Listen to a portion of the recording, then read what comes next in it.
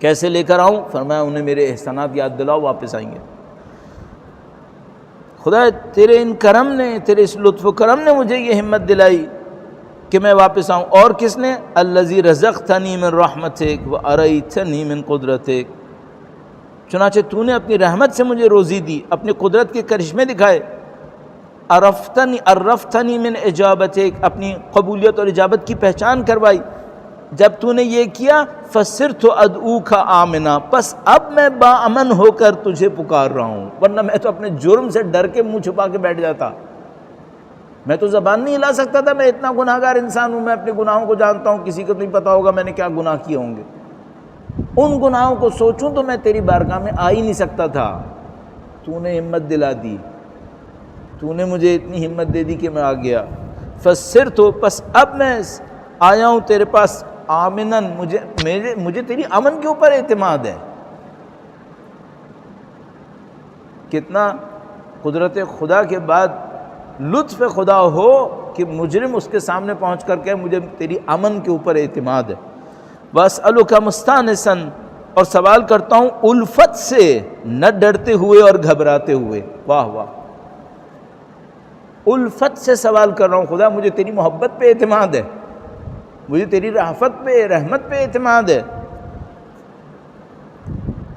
مدلن علیک فیما قصدت فیہ الیک، اس کے بعد ایک اور انداز اختیار کیا، خدایا میں دعا مانگوں گا، شاید میری دعا پوری نہیں ہوگی۔ کیا مطلب؟ جو میں چاہ رہا تھا شاید وہ نہ ہو، لیکن ایک بات مجھے یقین ہے، جو میں چاہ رہا تھا وہ نہ ہوا تو یا تو اس سے بہتر دے گا، یا یہ بھی تیری رحمت ہے، چونکہ میں نے جو پکارا ہوگا وہ اچھی چیز نہیں ہوگی۔ فَإِنْ أَبْطَأَنِّي أَتَبْتُ بِجَهْلِي عَلَيْكَ وَلَعَلَّ الَّذِي أَبْطَأَنِّي هُوَ خَيْرٌ لِّي لِعِلْمِكَ بِعَاقِبَةِ الْأُمُورِ، خدایا پس اگر تو نے قبولیت میں دیر کی تو میں بے وجہ نادانی شاید تجھ سے شکوہ کروں گا، لیکن اگرچہ وہ تاخیر کاموں کے نتائج سے متعلق تیرے علم میں میرے لیے بہتری کہاں ملو، مجھے پتہ ہے کہ اگر تو تاخیر بھی کرے گا نا تو اس وجہ سے کہ اس میں میرے لیے بہتری ہے، لیکن میں کیا کروں، میں نادان ہوں، اگر میں آج دعا مانگوں گا تو اس کے بعد خدا متعال سے کہوں گا خدایا پوری کیوں نہیں ہوئی۔ ابھی کل کسی نے مجھے میسج کیا، کہنے لگا خدایا، اس نے کہا کہ میں خدا کو 3 دن ہو گئے پکار رہا ہوں، ابھی تک میری بات پوری کیوں نہیں ہوئی۔ بچپنا ہے ہم لوگوں کا، ساری زندگی پکاروں اور خدا پوری نہ کرے اور میں مر جاؤں تو پھر آرزو کروں گا کہ روایت کے مطابق آرزو کروں گا کاش کوئی دعا پوری نہ ہوئی ہوتی۔ روایت میں ہے کہ جو ہم لوگ دعا مانگتے ہیں پوری نہیں ہوتی، اس کا جو اجر ہے جب مجھے قیامت کے دن آخرت میں وہ اجر ملے گا تو میں اپنے اندر آرزو کروں گا کہ کاش میری دنیا کی کوئی دعا پوری نہ ہوتی، چونکہ وہ جو دعائیں پوری ہو گئیں ان کا ثواب کم ملا، اور جو دعائیں پوری نہیں ہوئیں ان کا ثواب کیا ملا۔ خدا اپنی اس عظمت کے ساتھ کہتا ہے تمہیں نہیں معلوم میں نے تمہارے لیے کیا چھپا کے رکھا ہوا ہے، اپنی عظمت کے ساتھ کہتا ہے تمہیں نہیں معلوم میں نے تمہارے لیے کیا چھپا کے رکھا ہوا ہے۔ یہ خطاب مجھ سے نہیں ہے، پوری انسانیت سے، اس پوری انسانیت میں علماء اور عرفاء، اولیاء، اوصیاء سب شامل ہیں۔ اولیاء اور اوصیاء کو کہہ رہا ہے کہ تمہیں نہیں معلوم میں نے تمہارے لیے کیا چھپا کے رکھا ہے۔ بس میں جاہل سمجھ سکتا ہوں کہ میرے لیے کیا چھپا کے رکھا ہوا ہے؟ کہاں سمجھ سکتا ہوں؟ تو میں قیامت کے دن آخرت میں اللہ سے دعا کروں گا، مثلا اس موقع پہ سوچوں گا کاش کوئی دعا پوری نہ ہوئی تھی، ابھی لیکن اس وقت تو جاہل ہوں نا، اس وقت تو بےتاب ہوں، اس وقت تو بے چینی ہے میرے اندر، تو میں چاہتا ہوں ہر دعا جلدی سے پوری ہو جائے، جبکہ خدا کی حکمت ہے۔ اس کے بعد یہاں پہ امام نے ایک اور انداز اختیار کیا اللہ کے سامنے، میں ٹائم اس لیے دیکھ رہا ہوں کہ ظاہر ہے کہ ہمیں وقت کا خیال کرنا ہے، پھر یہاں پہ ایک اور انداز اختیار کیا امام نے، اور امام سے کہا، امام نے اللہ سے یوں ارشاد فرمایا، فَلَمْ أَرَ مَوْلًا كَرِيمًا أَصْبَرَ عَلَى عَبْدٍ لَئِيمٍ مِّنْكَ عَلَيَّ يَا رَبِّ إِنَّكَ تَدْعُونِي فَأُوَلِّ عَنْكَ وَتَتَحَبَّبُ إِلَيَّ فَأَتَبَغَّضُ إِلَيْكَ وَتَتَوَدَّدُ إِلَيَّ فَلَا أَقْبَلُ مِنْكَ كَأَنَّ لِيَ التَّطَوُّلَ عَلَيْكَ۔ فرمایا کہ اے خدایا میں اچھا بندہ نہیں رہا، تو مجھے محبت سے پکارتا رہا اور میں تجھ سے دور بھاگتا رہا۔ کتنے موقع ایسے آتے ہیں جب خدا کا نظام، اس کے فرشتے گویا یہ کہہ رہے ہوتے ہیں بندے تجھے کیا ہو گیا ہے، تو کیوں ایسا کر رہا ہے؟ قرآن کریم بعض جگہ کے اوپر ارشاد فرماتا ہے فَأَيْنَ تَذْهَبُونَ، تم لوگ کہاں جا رہے ہو؟ تمہیں میں کہیں اور بلا رہا ہوں، تم لوگ خود کہیں اور جا رہے ہو۔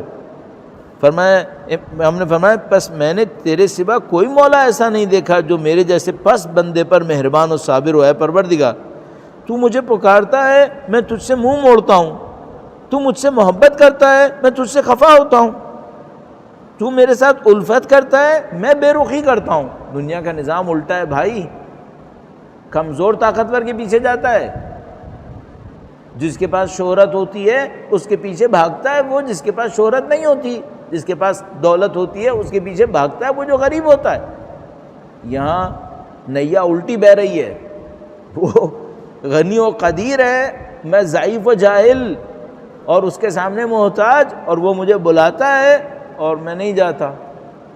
کوئی کہے گا اس کی مثال کہاں ہے؟ اس کی مثال وہاں ہے جب وہ کہتا ہے حی علی خیر العمل، اور میں کہتا ہوں پہلے میں دنیا کے اور کام نپٹا لوں پھر آؤں گا۔ وہ مجھے کہہ رہا ہے آؤ میرے پاس، اور میں کہتا ہوں میں تھوڑا وقت گزار لوں پھر آؤں گا۔ اگر کوئی اس بقول بڑے لوگوں کے، آیت اللہ العظمیٰ بہجت کا وہ کلپ آپ نے واٹس ایپ کے اوپر دیکھا ہوگا کہ کسی نے ان سے پوچھا کہ آپ کے استاد معظم آیت اللہ سید علی قاضی نے یہ کہا کہ اگر کوئی شخص اول وقت نماز کا خیال کرے تو وہ مقامات عالیہ کے اوپر پہنچ جائے گا، تو یہ جو اول وقت نماز کا خیال کرے یہ توجہ کے ساتھ نماز پڑھ رہا ہو یا بغیر توجہ کے بھی چلے گا؟ تو مرحوم آیت اللہ العظمیٰ بہجت نے فرمایا کہ اگر توجہ کے ساتھ پڑھتا ہو تو ساری شرائط پوری ہو گئی ہیں، پھر تو مقامات ملنے ہی ملنے ہیں، پھر تو استاد نے کوئی بات ہی نہیں کہی۔ نہیں، یہ جو انہوں نے فرمایا کہ اول وقت نماز پڑھے مقامات عالیہ تک پہنچے گا، حتیٰ اگر توجہ نہ کر رہا ہو تب بھی پہنچے گا۔ کیوں پہنچے گا؟ اب بظاہر وجہ تو یہ سمجھ میں آتی ہے چونکہ اس نے خدا کے ایک حکم کی اطاعت کر لی۔ وہ کیا؟ جب خدا نے پکارا اس نے لبیک کہہ دیا۔ کوالٹی اچھی نہیں تھی لیکن کم از کم سب سے پہلے ہاتھ اٹھانے والوں میں تو تھا، کھڑے ہونے والوں میں تو تھا۔ کوالٹی اچھی نہیں تھی، اب خدا اس کی کوالٹی کو بہتر کر دے گا کہ بھائی تو نے میرے لیے ایک کام کیا کہ جب میں نے پکارا تو تو نے ندا پہ لبیک کہہ دی، اب تیرے اندر کوالٹی نہیں بھی ہے تو میں کوالٹی دے دوں گا۔ تو فرمایا کہ وہ خود بخود مقامات کو حاصل کرے گا۔ اللہ توفیق نصیب کرے، ہم تو بوڑھے ہو گئے ان آرزوؤں کے اندر کہ کاش اچھے بن جائیں، لیکن انشاءاللہ پروردگار عالم لطف فرمائے انہی کمی کوتاہیوں کے ساتھ قبول کر لے، ورنہ زندگی تو ختم ہونی ہے۔ اور اللہ کرے کہ انشاءاللہ امام کی تشریف آوری کا دن خداوند متعال نصیب فرما دے انشاءاللہ تعالی۔ ہم لوگ سارے کمالات کو کچھ بھی کرنے حاصل نہیں کر پائیں گے جب تک وہ نظر لطف امام وقت شامل حال نہ ہو۔ کوئی کچھ نہیں کر سکتا، یہ کوئی میدان ہے ہی نہیں جس کے اندر کوئی انسان اکیلے ہاتھ پاؤں مار کے کہیں پہنچے گا۔ یہاں صرف لطف خدا ہے، اور اس لطف خدا کا مظہر نبوت اور امامت کے سائے کے اندر متجلی ہے۔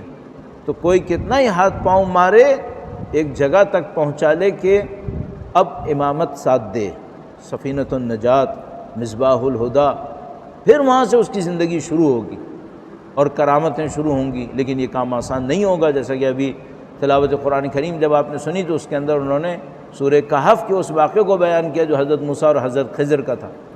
بڑے مرحلوں سے گزرنا پڑے گا کسی کو اگر حضرت خضر کے ساتھ چلنا ہے، اور یہ آسان نہیں ہوگا، یہ بہت تکلیف دہ ہوگا۔ تو کوئی بھی زندگی کے اندر اگر آگے بڑھنا چاہے اور خدا سے یہ کہے کہ خدایا مجھے مقامات نصیب کر، یہ کر وہ کر، اور اس کے بعد وہ سوچے تکلیف نہیں اٹھانی، یہ نہیں ہونے والا۔ تکلیف اٹھانی پڑے گی، بہت کچھ دینا پڑے گا۔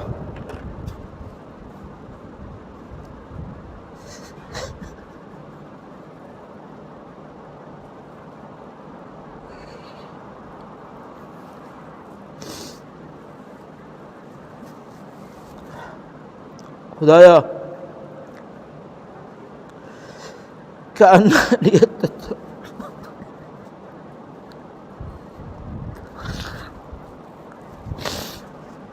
خدایا تیرا لطف ہے، تیرا کرم ہے، فلم یمنعک ذلک من الرحمت لی والاحسان۔ خدایا میں نے غلطیاں کی لیکن تو نے اپنی رحمت اور احسان کو کم نہیں کیا، والتفضل علیہ، تو نے اپنا فضل و کرم جاری رکھا، بجودک و کرمک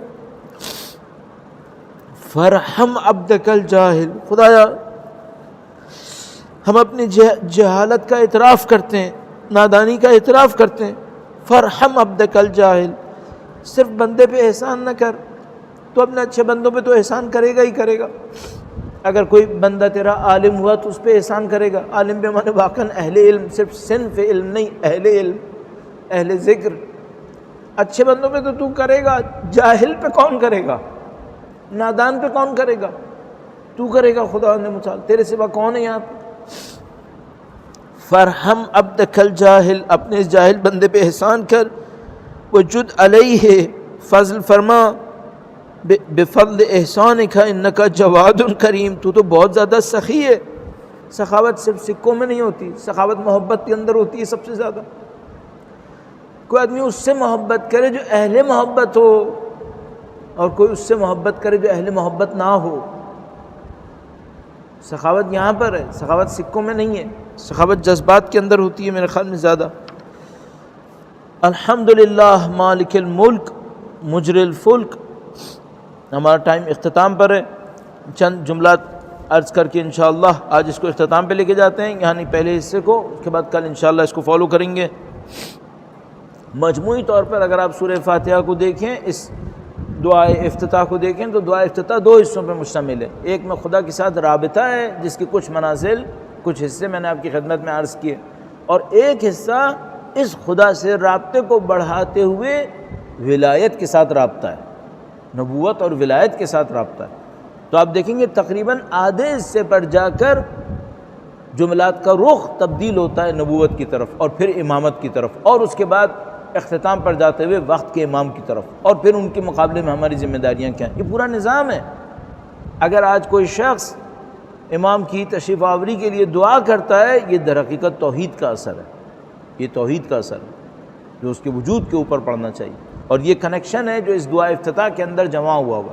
توحید سے شروع کیا، محبتوں سے شروع کیا، اللہ کی نعمتوں کو یاد دلایا، بڑے پاکیزہ جملات ہیں، بہت اس کے اندر عظمتیں ہیں۔ مثلا اگر صرف چند جملے، چونکہ میں چاہتا ہوں کہ کل انشاءاللہ اس حصے کے اوپر توجہ دیں جو نبوت اور امامت سے متصل ہے، اگر صرف ایک دو جملے عرض کروں، فرمایا کہ الحمدللہ الذی لیس لہ منازع یعادلہ، ہم اس اللہ کا جس کا کوئی ہمسر نہیں کہ اس سے جھگڑا کرے، مثلا اس کے مقابلے میں کوئی نہیں جو اس سے نزاع کرے، ولا شبیہ یشاکلہ، نہ اس کا جیسا کوئی ہم شکل ہے، ولا ظہیر یعاضد۔ اس کے بعد چند جملے ارشاد فرمائے، قہر بعزتہ العزا، کتنے ہی طاقتور ایسے تھے جن کی گردنوں کو خدا نے جھکا دیا۔ وہ اپنی عزت میں سب عزت اور طاقت والوں پہ غالب ہے، نہ کوئی پکارے للکارے خدا کو۔ کیوں؟ اگر خدا کو للکارو گے تو پھر ساری طاقتوں کے اوپر طاقتور ہے، پھر وہ قہر بعزتہ العزا وتواضع لعظمتہ العظماء، اس کی عظمت کے سامنے ہر آدمی نے سر جھکا دیا۔ فبلغ بقدرتہ ما شاء، الحمدللہ الذی یجیبنی حین انادی، حمد اس خدا کی جس کو جب پکارتا ہوں تو وہ جواب دیتا ہے، ویستر علی کل عورۃ وانا عاصی، اور وہ میری تمام برائیوں کو چھپا دیتا ہے۔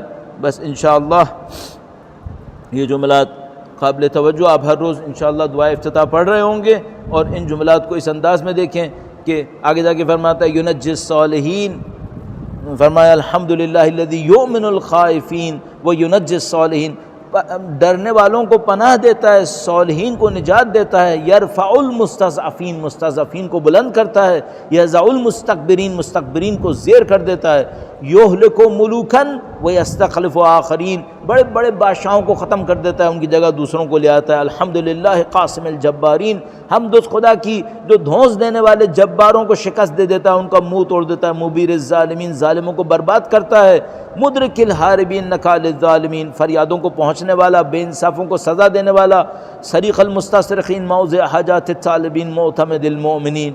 الحمدللہ الذی من خشیتہ ترعد السماء وسکانها، حمد اس خدا کی جس کے خوف سے زمین اور آسمان لرز اٹھتے ہیں، وہ ترجف الارض وامارها، زمین اور اس کے آباد کار دہل جاتے ہیں، وہ تموج البحار ومن یسبح فی غمراتها، سمندر اور کی تہوں میں تیرنے والے اس کی حمد کر رہے ہوتے ہیں۔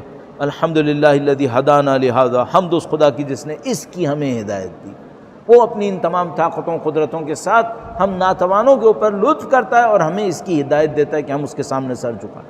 الحمدللہ رب العالمین۔ یہ دعا افتتاح کا پہلا حصہ، کل انشاءاللہ دوسرا حصہ بیان کریں گے۔ جزاکم اللہ خیر۔ جہاں کہیں بھی ہیں اہل بیت اطہار علیہ السلام کی عظمت پر اور خداوند متعال کے لطف و کرم کو حاصل کرنے کے لیے انشاءاللہ درود بھیجیں محمد و آل محمد پر۔ اللہم صلی علی محمد و آل محمد وعجل فرجہم۔ یہ جو کویسچن آنسر سیشنز ہوتے ہیں، ان میں کچھ سوالات ایسے ہوتے ہیں کہ جو تقریباً ہر سال ہوتے ہیں، لیکن پھر بھی ان کا کوئی نہ کوئی فائدہ ہوتا ہوگا۔ ممکن ہے پچھلے سالوں میں لوگوں نے نہ سنا ہو، یا ممکن ہے ہمارے ذہن میں خدا کوئی نیا جواب ڈال دے، لیکن یہ کہ بہرحال کچھ سوال تکرار ہوتے ہیں۔ چلیے ان میں سے ایک سوال یہ ہے، کیا دعا اردو میں پڑھنی چاہیے یا عربی میں؟ کون سی زیادہ قبولیت ہے؟ دعا کی زبان میں قبولیت نہیں ہے، دعا کے پڑھنے والے کے دل میں قبولیت ہے۔ بعض اوقات کوئی دعا نہیں پڑھتا، نہ افتتاح پڑھتا ہے نہ غیر افتتاح پڑھتا ہے، لیکن پتہ نہیں کس دل سے پکارتا ہے کہ خدا قبول کر لیتا ہے۔ یہ دعائیں ہمیں ایک پلیٹ فارم دے رہی ہیں، ان پلیٹ فارم کے اوپر کھڑے ہو کر ہم نے خدا کو پکارنا ہے، لیکن اصل ندا یہاں سے آنی ہے۔ وہ آپ عربی میں پڑھیں یا اردو میں پڑھیں، عربی میں ایک لطف ہے جو اردو میں نہیں آئے گا۔ اردو میرا ترجمہ ہوگا، عربی امام کا کلام، اس کا ایک لطف ہے۔ اگر آپ اس لطف کو حاصل کرنا چاہتے ہیں عربی میں پڑھیں، نہیں آپ کو عربی سمجھ میں آتی، آپ کہتے ہیں بھائی نہیں سمجھ میں آتی تو اردو میں پڑھ لیں، لیکن اصل مسئلہ جس دل سے آپ پڑھیں گے۔ البتہ بھائی اگر کوئی دعا افتتاح کو ہر روز پڑھ رہا ہوگا، تھوڑا سا نیچے اردو بھی دیکھ لے تو 5-10 دن کے بعد تو ویسے ہی عربی سمجھ میں آ جائے گی، جیسے دعائے کمیل ہے۔ ابھی تقریباً سب کو دعائے کمیل عربی اردو برابر ہو گئی، چونکہ اتنی دفعہ دعائے کمیل ترجمے کے ساتھ پڑھی ہوتی ہے، سمجھ میں آئی جاتی ہے۔ اسی طرح دعا افتتاح بھی ہے، دوسری دعائیں بھی بعض اوقات ایسی ہیں۔ لکھا ہے کہ کیا دعا، اچھا پتہ نہیں لکھا ہے ٹکڑوں میں پڑھے یا ایک ساتھ پڑھنی چاہیے، ڈیپینڈ کرتا ہے۔ اگر آپ مثال کے طور پر آپ دیکھتے ہیں کنسنٹریشن آپ کی زیادہ اس وقت ہوتی ہے جب تھوڑا تھوڑا کر کے پڑھتے ہیں، تو تھوڑا تھوڑا کر کے پڑھ لیں، لیکن اگر آپ دیکھتے ہیں کہ نہیں پوری دعا میں ایک ساتھ پڑھوں تب بھی میری کنسنٹریشن رہے گی، یعنی ایسا نہیں ہے کہ کوئی مثال کے طور پر 10 منٹ پڑھو تو 10 منٹ کا ثواب ہوگا، 2 منٹ پڑھو گے تو 2 منٹ کا ثواب ہوگا، نہیں یہ معاملہ نہیں ہے۔ اب بعض اوقات 10 منٹ پڑھو گے ثواب شاید 5 گھنٹے کا ہوگا، کیونکہ آپ نے 10 منٹ کوالٹی کے ساتھ پڑھا۔ تو ٹکڑوں میں یا پورے کو ایک ساتھ اس کا اتنا میٹر نہیں ہے، اصل میٹر وہ یہ ہے کہ توجہ ہو، رابطہ ہو خدا کے ساتھ، وہ زیادہ امپورٹنٹ ہے، بہت امپورٹنٹ۔ کوشش کر لے پوری پڑھ لے۔ کیا دعائے قنوت نماز میں اردو میں مانگیں عربی میں؟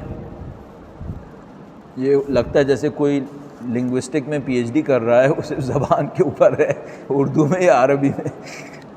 دعا مانگنا اہم ہے، دل سے دعا مانگنا اہم ہے۔ اچھا نماز کے قنوت کے اندر ایک فقہی مسئلہ ہے۔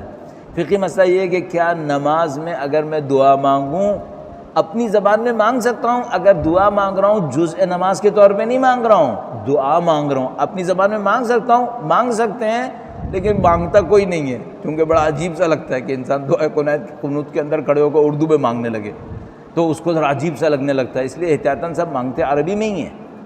لیکن آپ کوئی بھی دعا مانگ سکتے ہیں، فقہی لحاظ سے بھی مانگ سکتے ہیں اور اپنی زبان میں بھی کر سکتے ہیں دعائے قنوت کے اندر، لیکن کرے گا کوئی نہیں، سب مانگیں گے عربی میں ہی مانگیں گے، کیونکہ ڈر لگنے لگتا ہے انسان کے دماغ سے کہیں یہی نہ نکل جائے میں نماز پڑھ رہا ہوں۔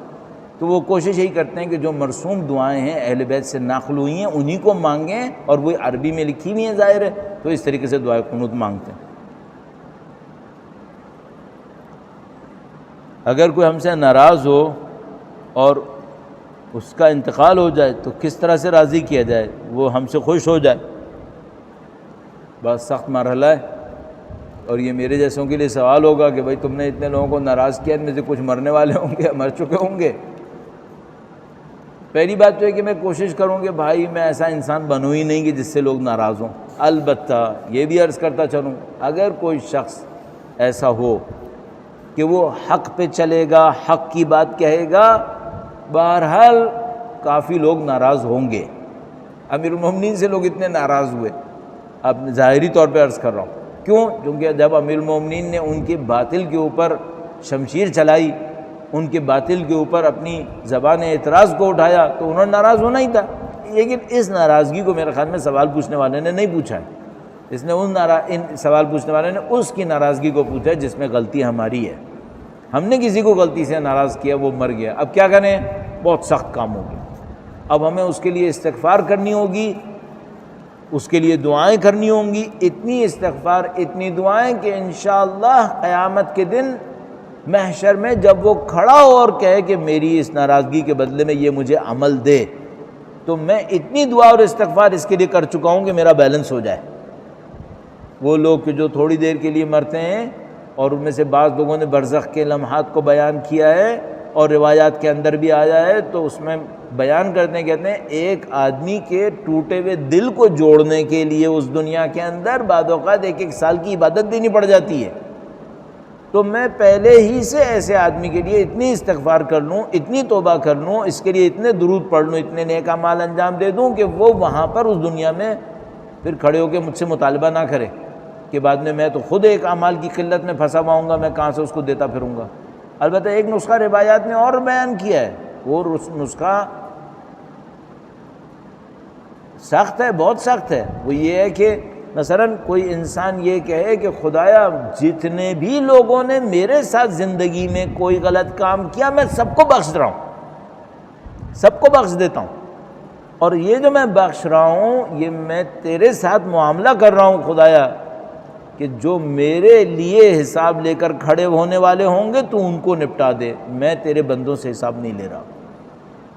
یہ ایک راستہ لکھا ہے، بیان کرتے ہیں، لیکن مجھے نہیں معلوم یہ کتنا یہ آسان ہے یا مشکل ہے۔ میرے خیال میں بہت مشکل ہے انسان ایک جگہ پہ پہنچے اور یہ کہے کہ اس دنیا کے اندر کسی نے میرے ساتھ کوئی بھی برائی کی ہو، کوئی بھی برائی کی ہو، میں قیامت کے دن آخرت میں اس سے کوئی حساب نہیں لوں گا۔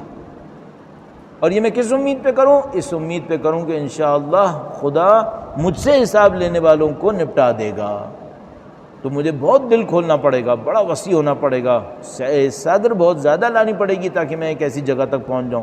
البتہ اس کے اوپر ظاہر ہے کہ اور زیادہ معلومات لینی پڑیں گی کہ بھئی اس کے طریقے کیا ہوں گے، اس کی نشانی کیا ہوگی، کہ میں لفظ سے کہہ رہا ہوں یا واقعاً دل سے کہہ رہا ہوں، یہ سب دیکھنا پڑے گا۔